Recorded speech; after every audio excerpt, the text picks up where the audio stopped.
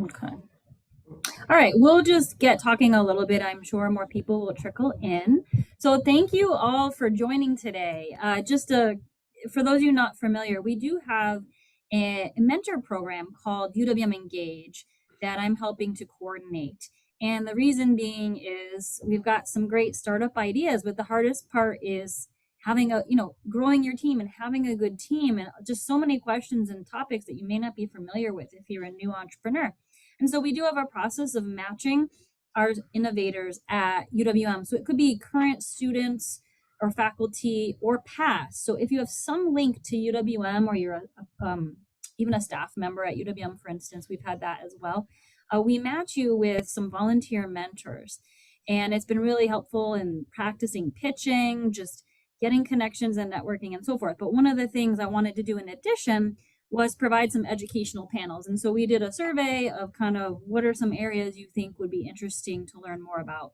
And this was a hot topic: social media, digital marketing. I'm sure you're all familiar, but yet some of us are better at it than others. And how important is it really? We do see a lot of advertisements when we're on social media, and some people do it well and some people don't. So I was lucky to find Social Surge to see if they might be interested in teaching us a little bit today. So we really appreciate their time here to teach you some of their best practices, and I hope you'll follow up with them to learn more as you advance your companies. And so I wanted to start off. So my name is Jessica Silvaggi. So I'm at the UWM Research Foundation, which is the technology transfer office that supports commercialization at UW Milwaukee.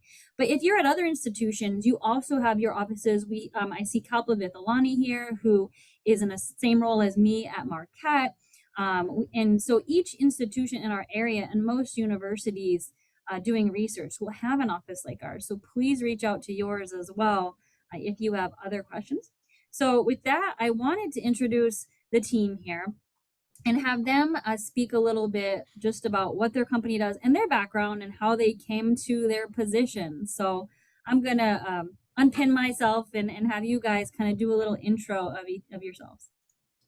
Yeah, awesome. Yeah, to introduce us as a whole, I guess, and SocialSurgeMarketing as a whole, we're a marketing agency based right here, right in downtown Milwaukee, right off of Milwaukee Street here. We've been in business for about 5 years, coming up right on our 5-year anniversary. And our main goal here is really working specifically with small businesses to help them be found online and be talked about.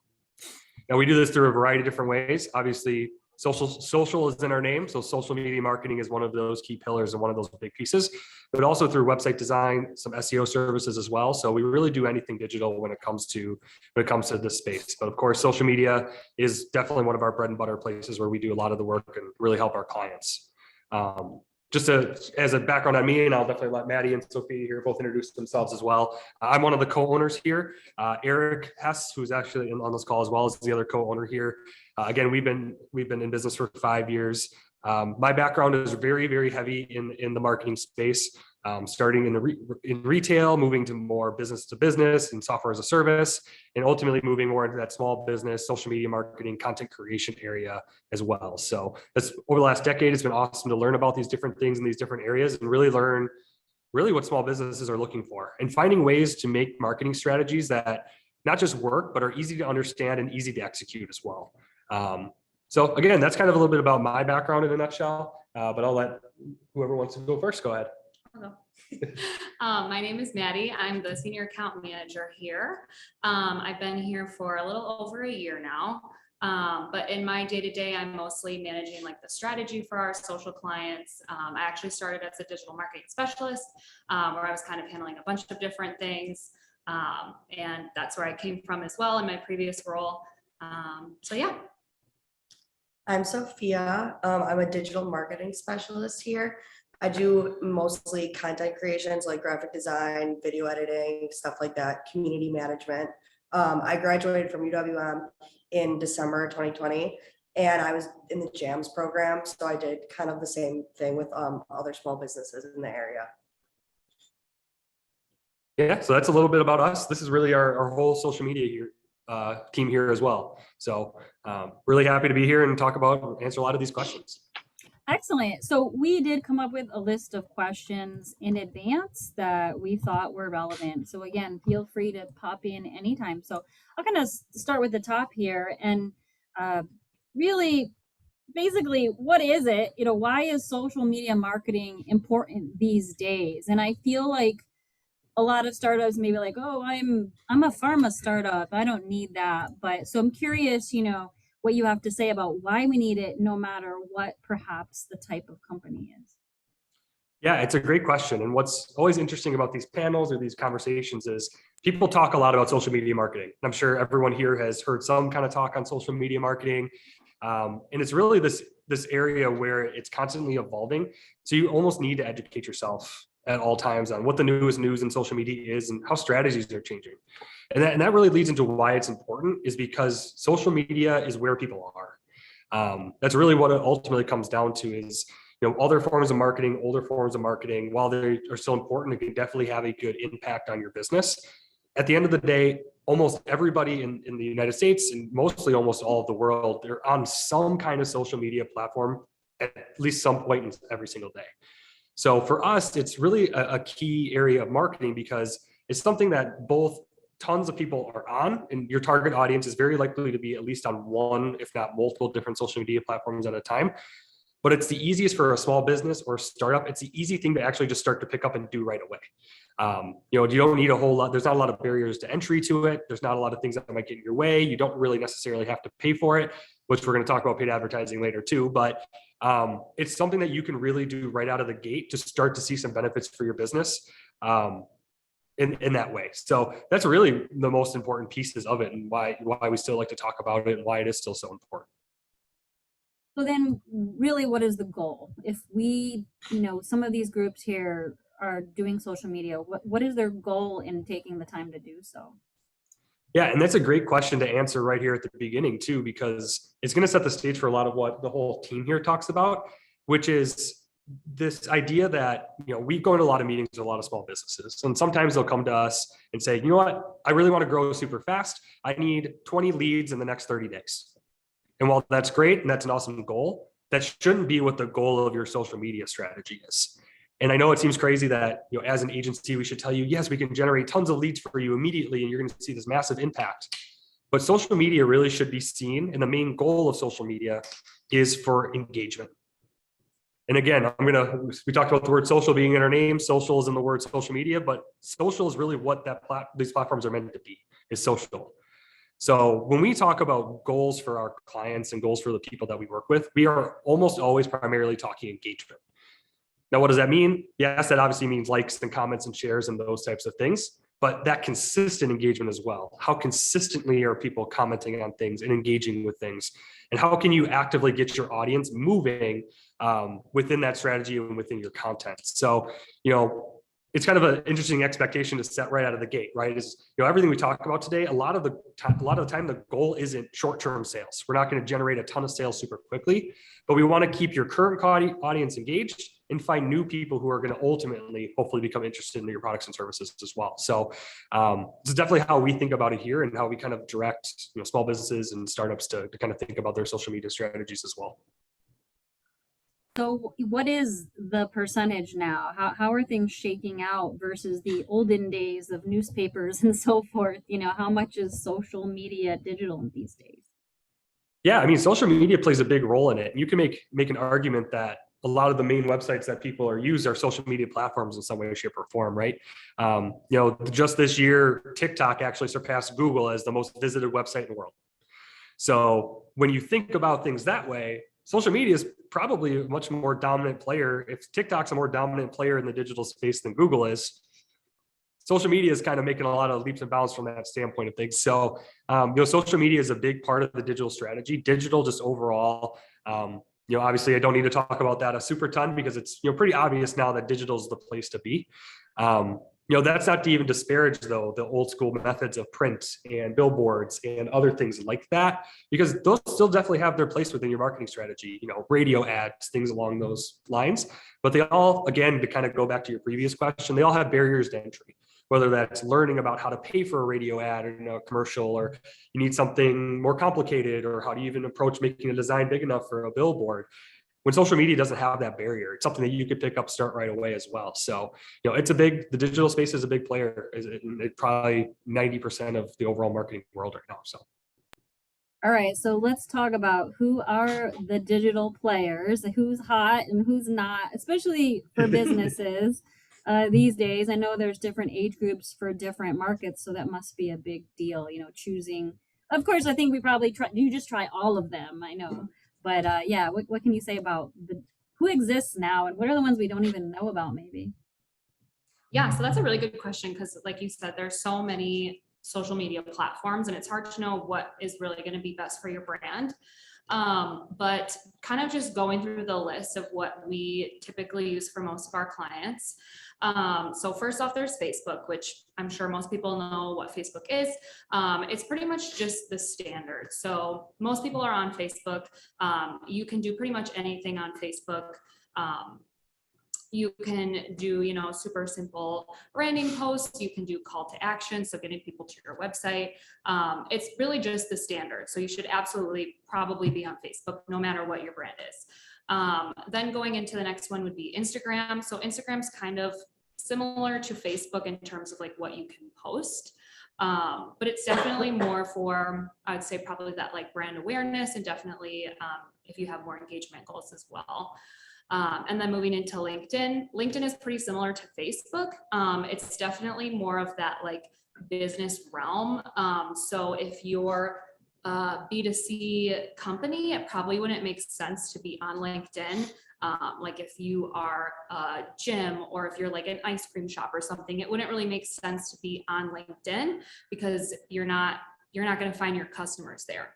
But definitely a B2B company should probably be on LinkedIn. And then the hot topic now is TikTok, which is, one of those platforms that is, I'd say typically more fun and goofy. So if it fits your brand, TikTok is definitely something that you should consider. It's a different way to display information. So you're using videos, you're using audios, you're using certain things that are trending in that space. And so, I mean, if you're a B2B company, it probably wouldn't fit well to use TikTok in your strategy. But TikTok can be used as like a very serious thing, but it's also a very lighthearted, fun way to display your information.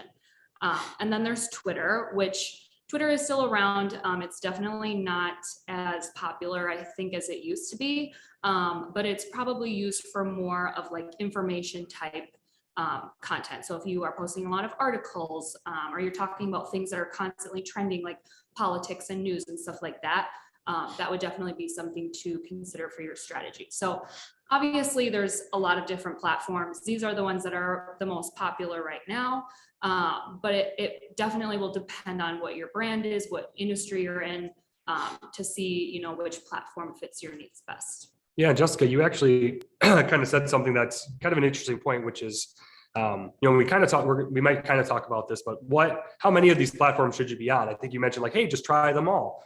Our advice usually is really just try like 2 or 3, especially I know a lot of people here might be startups or might be someone who's new to social media marketing or might be not know what's best for them. Typically we would much rather you do 1 or 2 platforms really, really, really well versus trying to spray and pray to all these platforms all at one time. So oftentimes for a lot of our clients, we're really focusing them down to maybe 1 to 2 or 2 to 3. There are definitely exceptions to that rule where we do all these channels all at one time for those clients.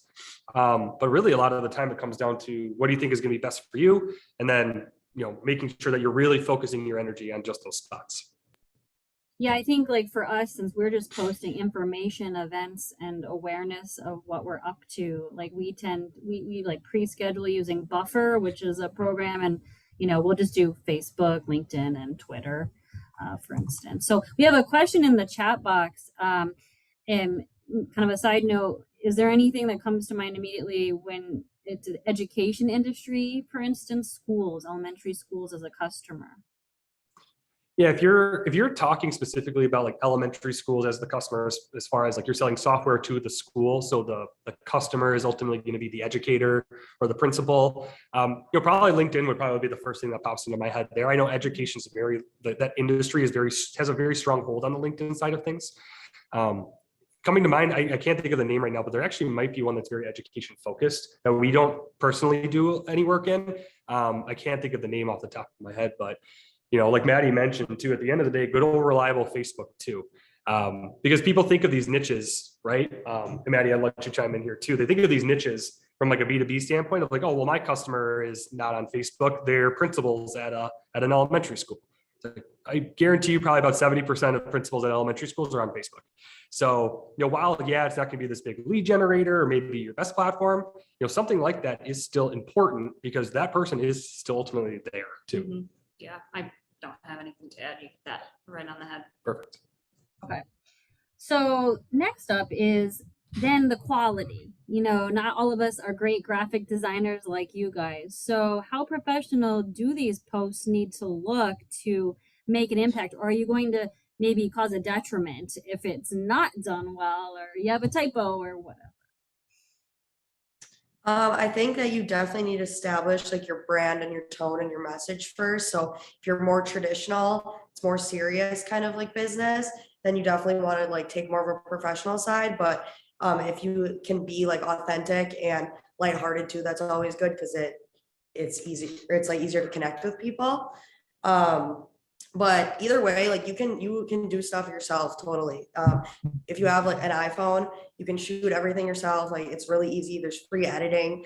There's like Canva, and we'll talk more about that later, but there's so many free things that you can use at your disposal to make like really nice content. And it doesn't have to be like this huge complicated thing that people might think.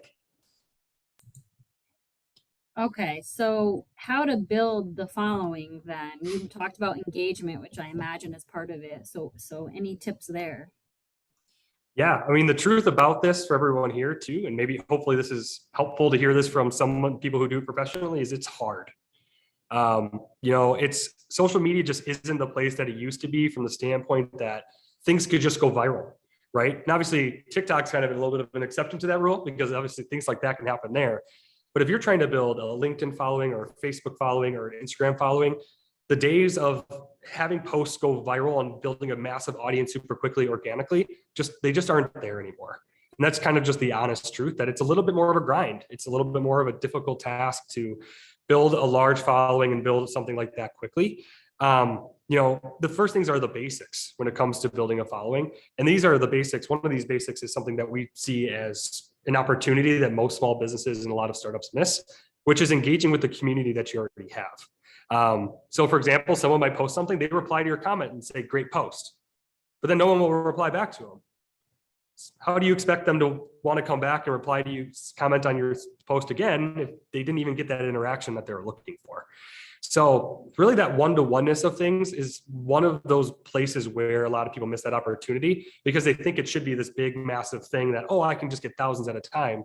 Even if you're just gaining one follower at a time and maintaining steady growth, that's ultimately how you see that exponential growth then of all the followers, right? Is you need to start with your slow burn and slowly build it from there.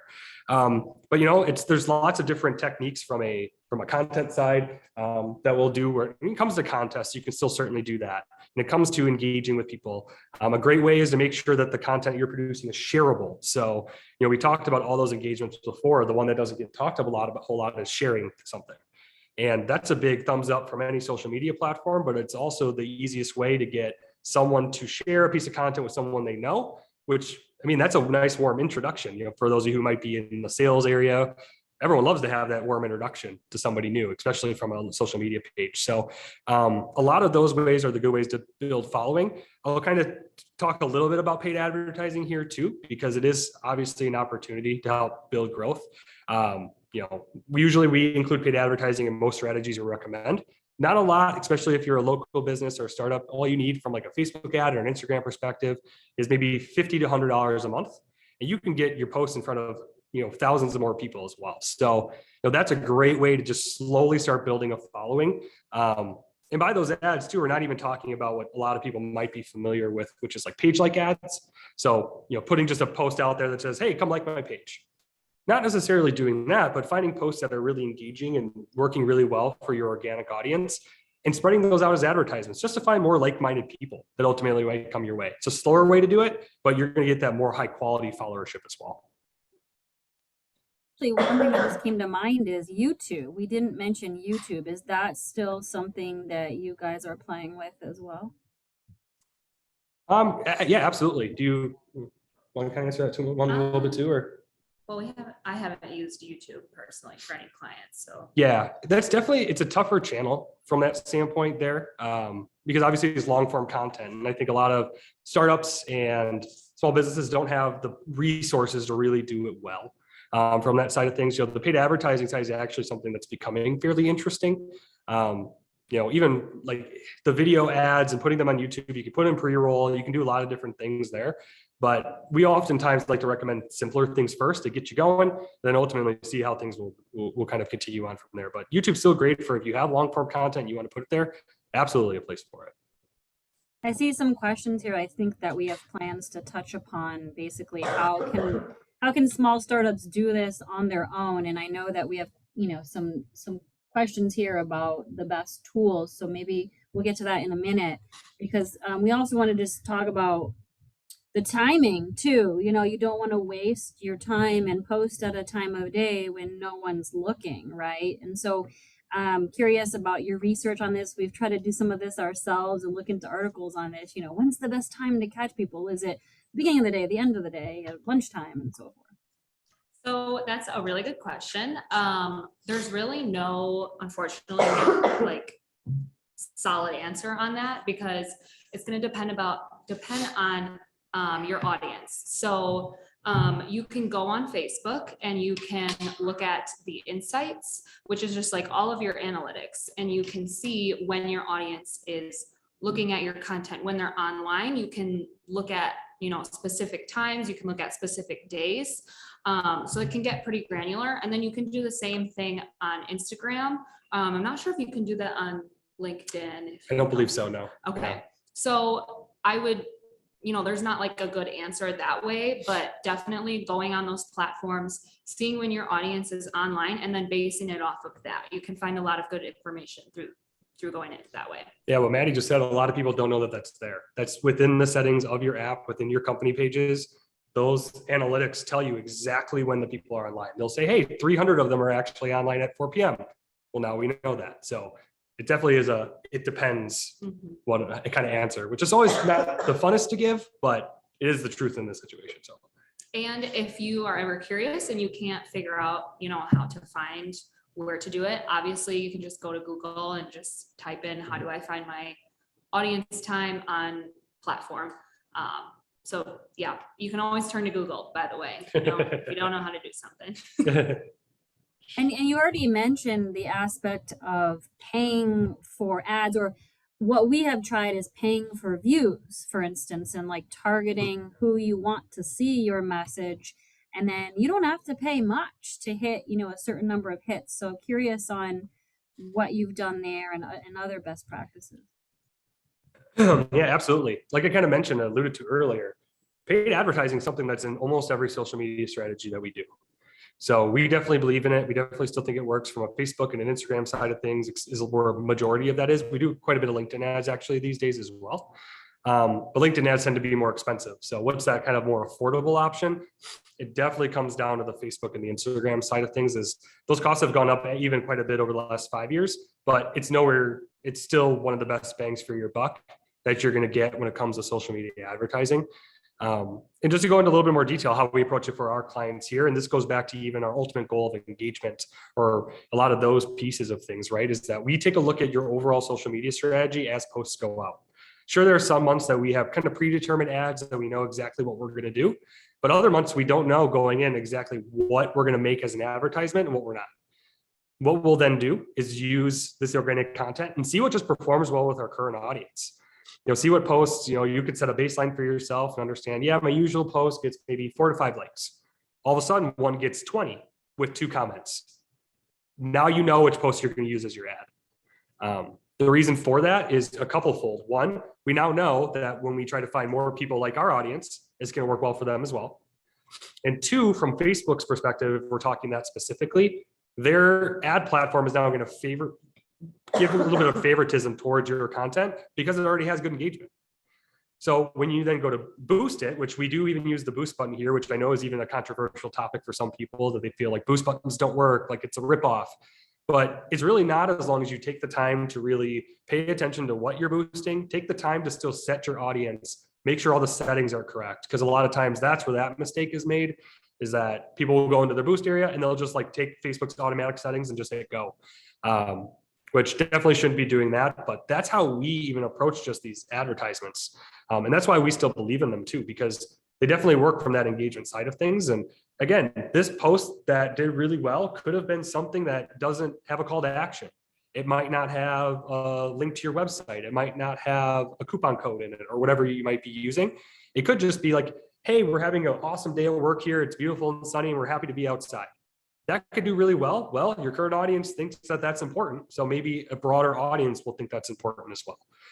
So that's really our mentality when it comes to the paid ad structure overall, but it's certainly an important piece of strategies now, just because organic reach is so hard to get. Oh, I have a question from my colleague, Kalpa at Marquette, who kind of does what we do. So we try to post a technology for licensing or a startup, for instance, where we want to find partners interested.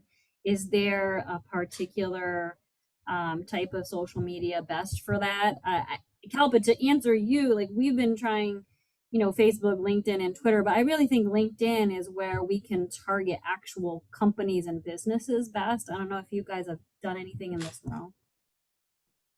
Yeah, that's a kind of an interesting question. And it's kind of hard to, answer some of these in these specific places, but definitely from a paid advertising side, it's still something that can definitely be valuable and can certainly be used. So another question, depending on the business stage, what is the suggested marketing dollar amount that you might consider investing into these platforms if you're using that for marketing?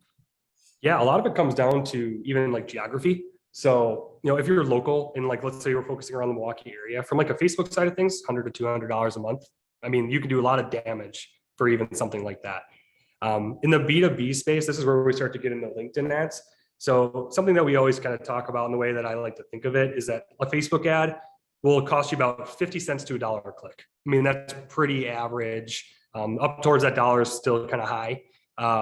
But that's what we would typically expect, if not lower than that. LinkedIn is going to be $5 to $8 a click all day long minimum. So from a B2B perspective, you can kind of think of needing to multiply your ad budget by 5 to 10 times if you're going to be utilizing LinkedIn ads. So that's where that gets much more expensive. It's right up there more in that Google AdWords space of like cost per clicks and things like that. So that's why we still recommend Facebook ads so much, is just it's affordable. You can reach many more people that way from that side. And we even try to do that with B2B to some extent, but oftentimes we're recommending that higher budget, somewhere around probably like $2,000 a month for LinkedIn ads. So. Wow. Yeah. So it's all about the click. I feel like I'm more familiar with LinkedIn, just making sure people are seeing it in their feed. Is there different pricing of click versus link? Or view, or it's just like if they click on it, then they charge you more? Yeah, that's a great question. So from that, it really just depends on how you measure it, like you answered. So you could be looking at cost per thousand and just trying to understand how much does it cost me to get in front of 1,000 sets of eyeballs. But it really comes down to how you optimize that ad at the beginning and how you select your objectives. Because when you're doing link click ads, we don't get charged unless someone actually clicks something. So technically, we're getting free impressions until someone clicks on something, but that click is going to be more expensive. So it really just comes down to your goal. And it's a great point to bring up, even from LinkedIn ads or Facebook ads, just making sure your objective is correct for what you're actually trying to accomplish. So if you're trying to drive traffic, of course, the link clicks. But if you do just really want engagement, all these platforms all have engagement objectives that you can say, my goal is actually just to get engagement, not to get link clicks, which is typically where, to your point, we would recommend that for sure.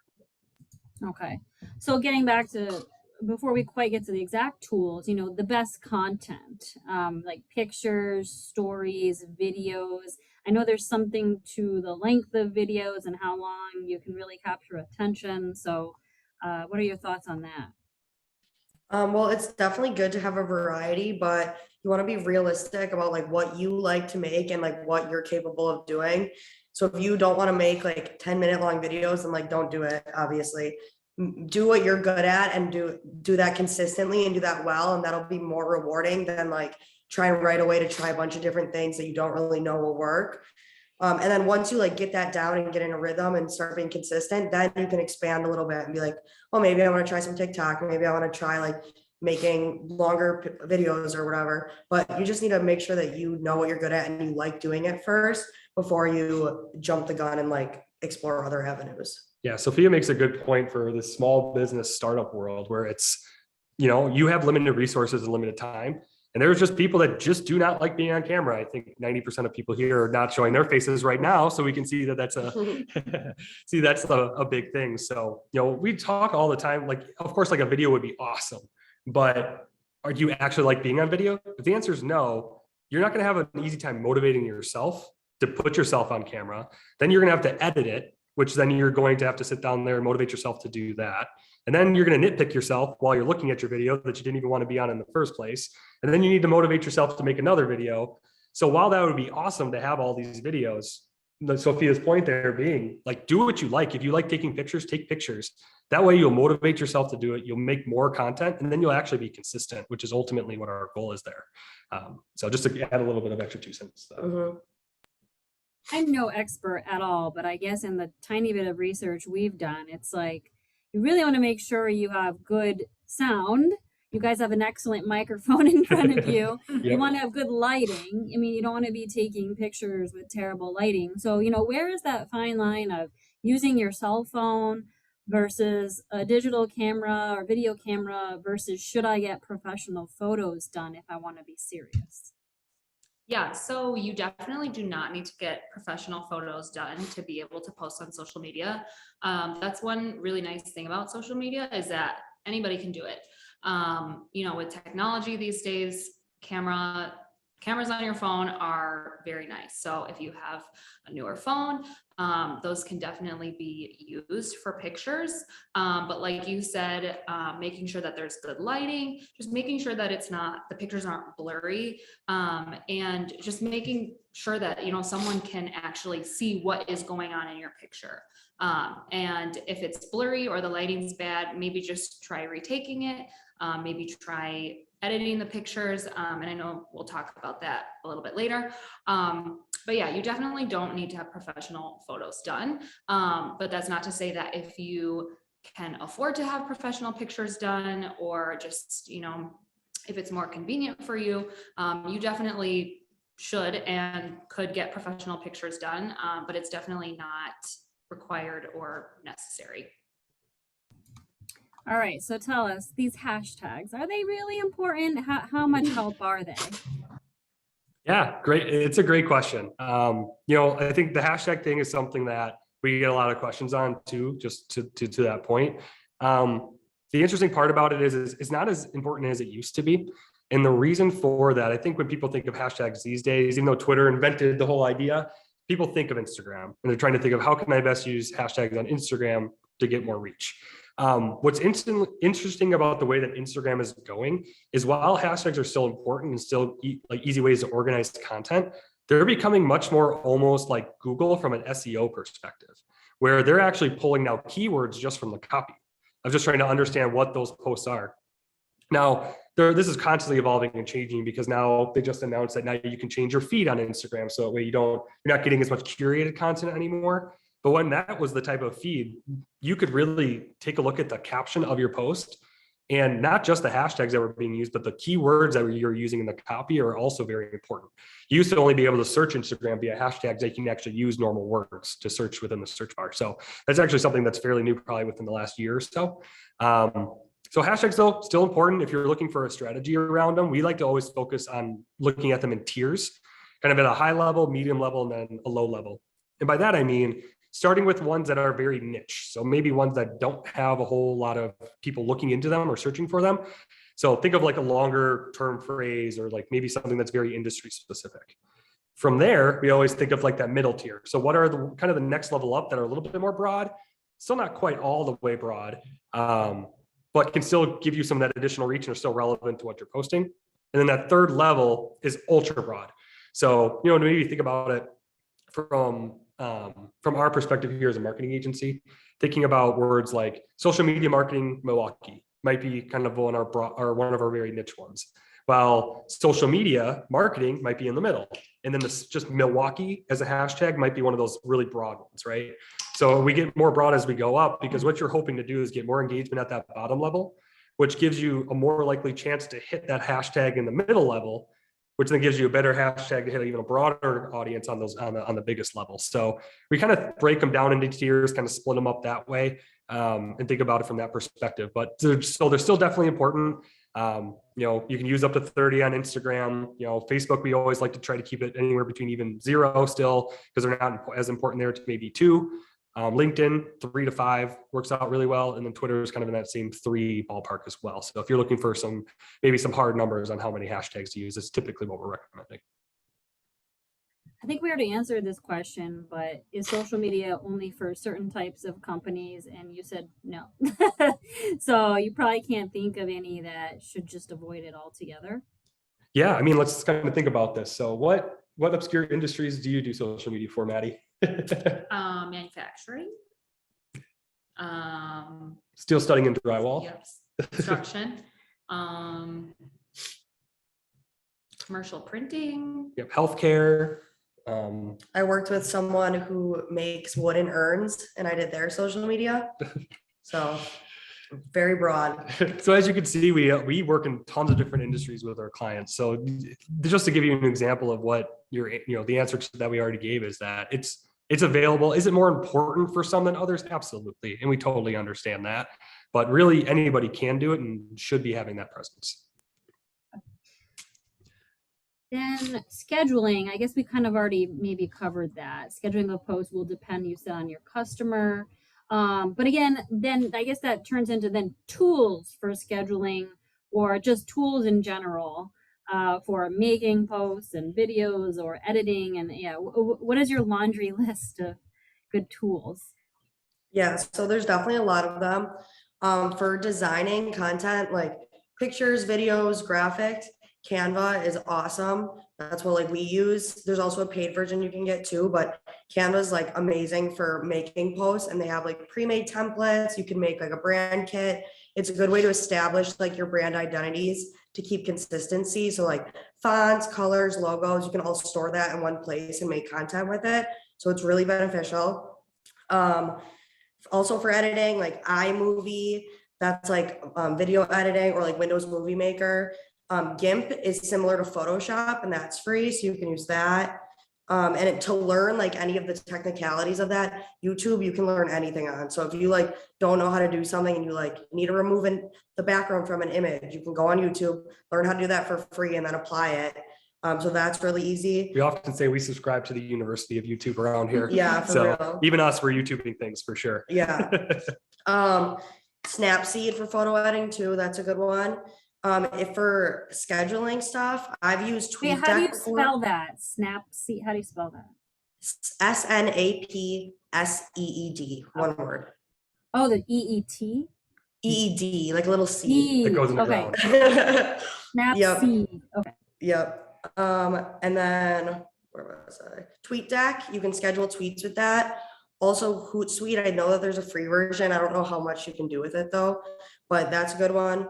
What else? Oh, also displaypurposes.com for hashtags like he was talking about.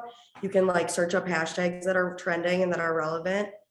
And then if you need help with any of that stuff, video editing or photography or anything, when I was a student, there was always students that needed stuff to build their portfolios for internships and stuff. So if you reach out to them and find them, they could help you with that and help you take pictures or edit videos or anything. And that can be kind of a win-win for you both, because they can build their portfolio and then you have content. So that's a great tool too. Yeah, I think one thing too that a lot of people don't know when it comes to scheduling, just speaking of that too, is that Facebook and Instagram have organic scheduling tools built within them now within the business suite.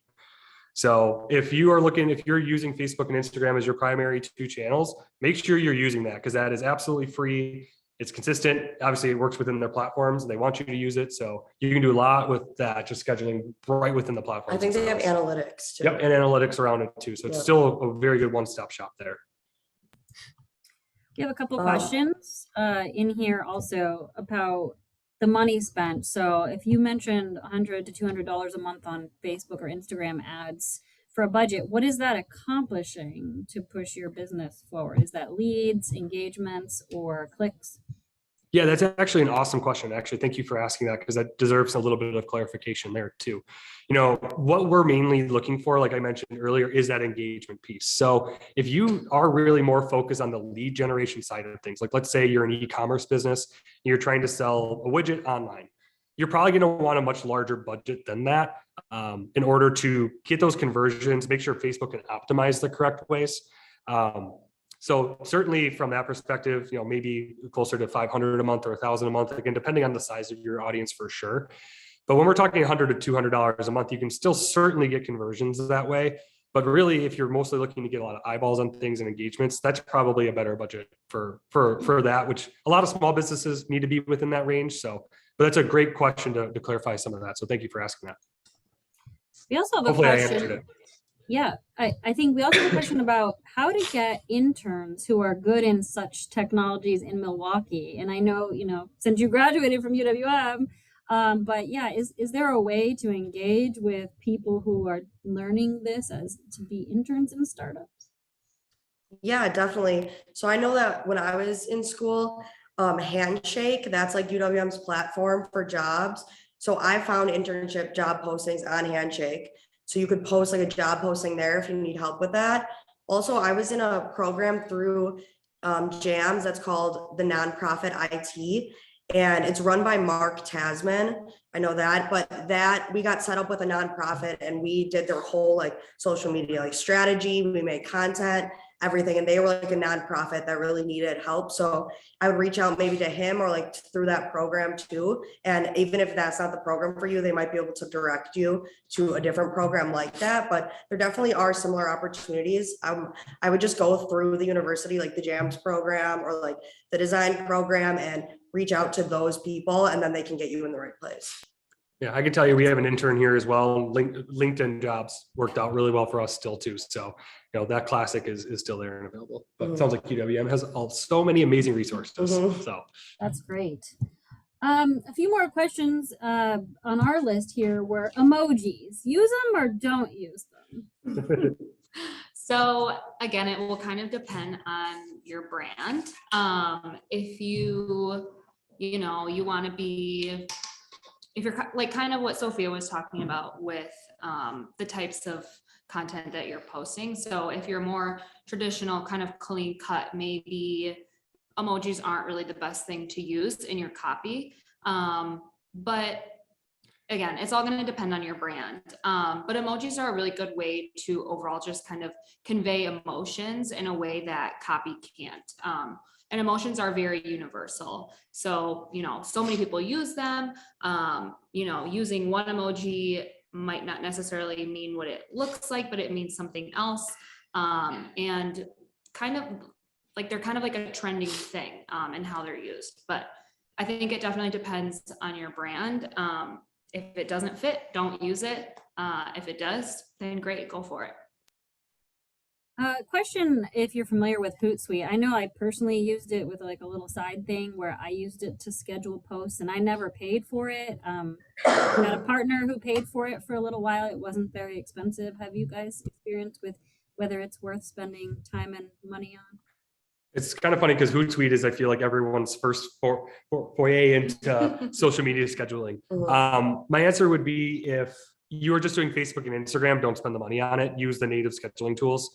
Because like, honestly, my personal opinion, this is again a personal opinion, is that there's better platforms out there. So I would it is definitely the cheapest one out there still. But I would spend a little bit more money for something that's maybe a little bit more advanced, like Buffer's out there. Like Loomly, there's tons of these companies now. We use one called Cloud Campaign. It's more built for agencies. So maybe not the best one there, but there's a lot of really good ones out there. that are certainly worth it, especially if you have like a Twitter and LinkedIn and Facebook and Instagram. It's worth spending a little bit of money there for sure. I felt like in the day, just FYI, maybe it's changed, that an organic post would get more views with the way that the algorithms work than a scheduled post. Is that still the case? I haven't seen anything to say that that's true anymore. The reason for that is the reason why places like Hootsuite can post things to social media platforms is because their API is open to do so. So typically these platforms won't, if you're using something that they're allowing you to use, then they're not going to knock you for it. It's kind of one of those things that made a circulation on is kind of like a little bit of a myth, but if Facebook and Instagram are willing to open their APIs up, open their back end of their systems to allow these platforms to connect with them, they're certainly not going to ding you for using them. So I wouldn't be too scared of that these days. Okay. We have a question. Can you define what is copy? Copy is basically the caption. So it's the text that you would put into your social media post. Okay, thank you. If anyone else has any questions, we have a little less than 15 minutes left. If you want to raise your hand or unmute yourself, we would love to open it up to live questions. Otherwise, I just have a few left. If you don't have any, I'll give you a second. Any feedback on CRMs? Yeah, I mean, I can give you a little bit. It's been a little bit now since being in the CRM space with my B2B background. So I have a lot of experience with Salesforce myself, HubSpot as well. So two good CRM systems there from a larger scale. There's a ton of, this is kind of another one of those areas where there's a lot of little players now in this space that makes CRM systems much more affordable. Like we have one that uses, what's it called? Not called Soho. It's like, not Shopify. It's Zoho. It's Zoho. That's kind of one that they have a big CRM system there as well. Yeah, personally, my experience I'm certified with HubSpot as well, so I've used that quite a bit. But I mean, that's kind of the best of the best, I think, for me. I've also used like Marketo and some other marketing automation platforms that can kind of double as CRMs. But those are kind of the big players at least out there right now. I know HubSpot has some pretty affordable like small business packages and things that you can use. So. Anyone else, feel free to jump in. I guess one of the other things we had on our list was how to best tell your story. Is there any tips and tricks on being the most eye-catching or how to stop people from scrolling? Yeah, so definitely like you want high quality stuff. So just like the picture itself and the video itself, obviously higher quality is going to look better. And then like consistency with your brand, you want to have like consistent fonts, consistent colors, just like so it all looks concise on a feed. Like you'll look at it and you're like, oh, that looks nice, obviously. And then there's like more specific things that you can do, like something that has a lot of color, obviously, or it's well placed with like the rule of thirds. And then there's things like you want to be like intentional when you group information together. So if you have like you're advertising an event, like the time and the place, put that together, then like the location and the address in a different place, just so it makes sense on the page and it's not just like information overload. It's high quality, it's simple, and you can make sense of it and you can read it fast and it looks appealing. Yeah, I think Sophia used a really good word earlier, just authentic. Like that's how you're going to tell your stories without authentic content.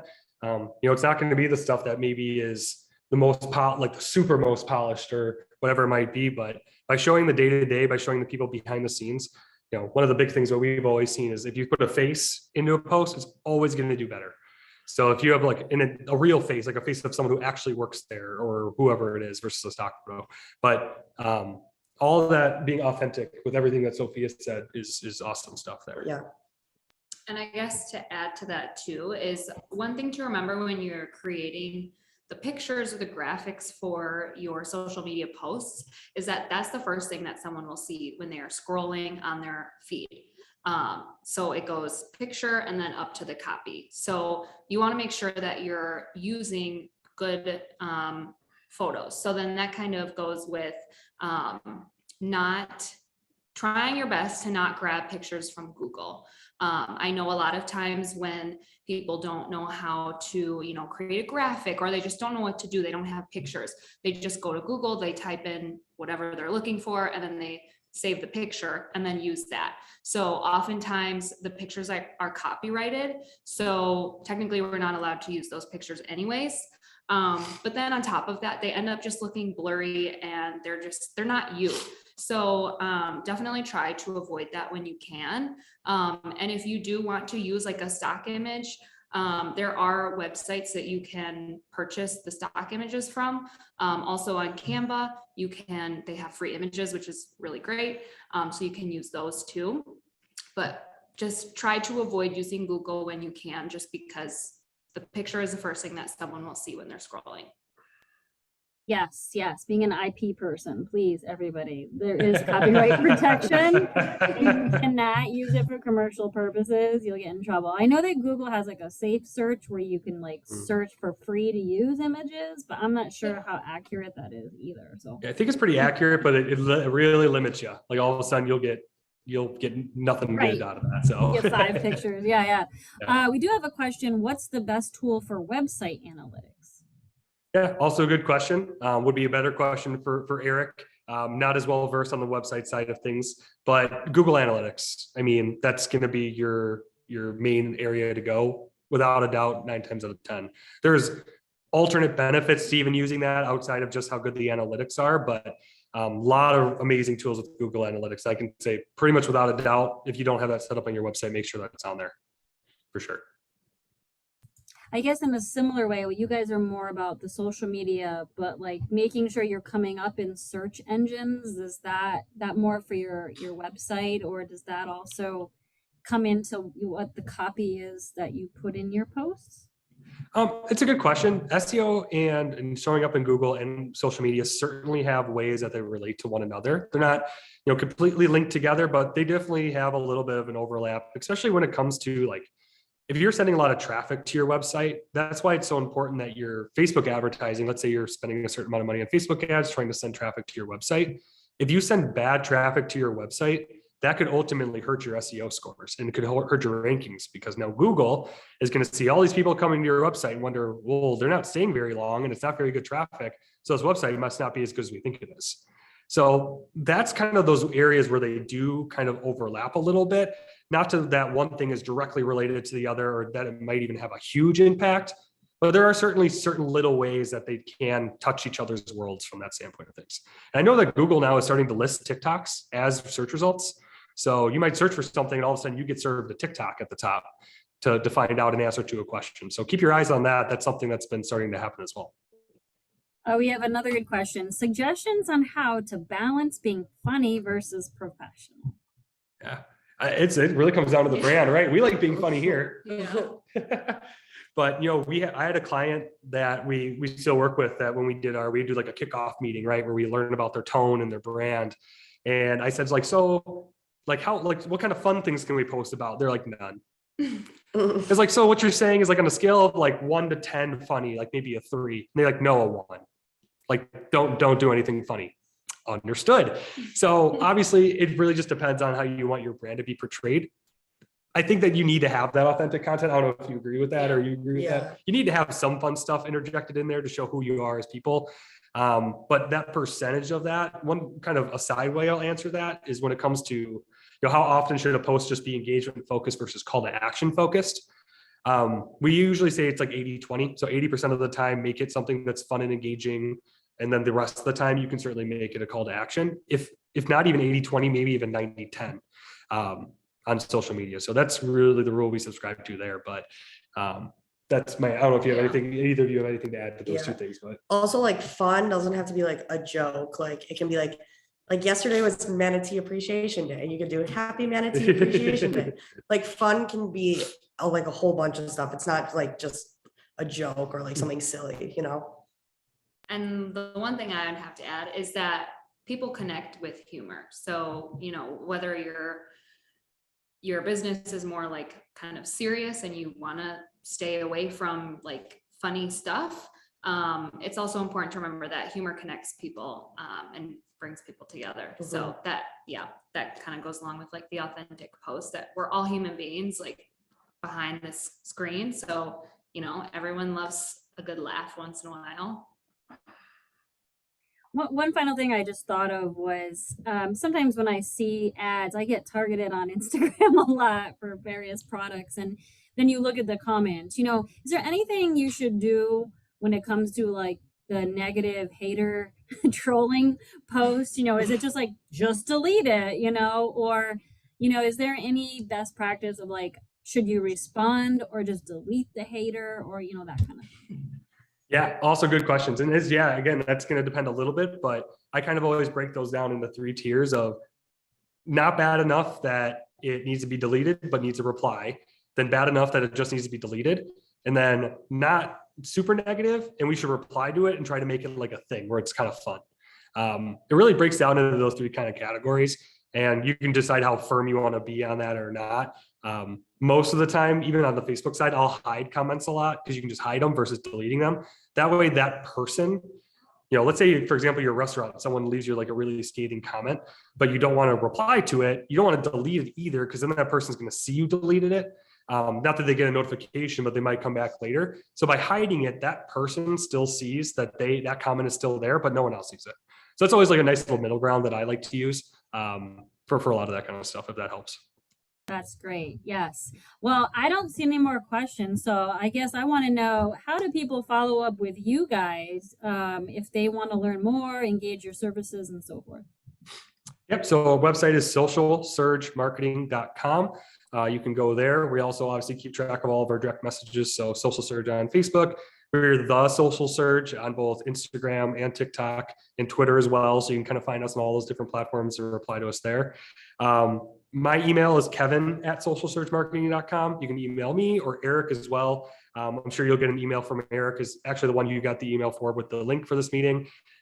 His email is a great way to get in touch with us as well. And he can kind of vet everything and make sure that we're a good opportunity or a good fit for everybody. So lots of variety of ways, you know, connect with all 3 of us on LinkedIn. We're all very active there too. If you just have questions, you want to chat or whatever it might be. So those are kind of all the spots that we are. Yeah, I want to give a huge shout out to Eric. He was super responsive to me, and you guys are just doing this as a volunteer. These have been amazing tips. And honestly, I reached out to a few entities and not many answers. So I really appreciate your willingness, because you're right here in Milwaukee and we want to support, you know, our own Milwaukee. I mean, you guys are essentially a startup too, 5 years old. So thank you so much. And yeah. Lots of claps and high fives, and please, I hope some of you will reach out to them as well. We can send this video to a few people who missed out. So I guess that's it. Follow up with any other questions. We're happy to pass them on, or just reach out to Kevin and Eric. Yeah, one quick comment that's in there. Blue Yeti, that's the name of the microphone. So a Blue Yeti. Yep, gotcha. Awesome. All right, I'll give you Thanks, guys everybody. 1 minute to get to your next meeting. So have a good afternoon. You're right. Thank you. Thank you. Thank you. Thanks. Bye. Bye. Bye.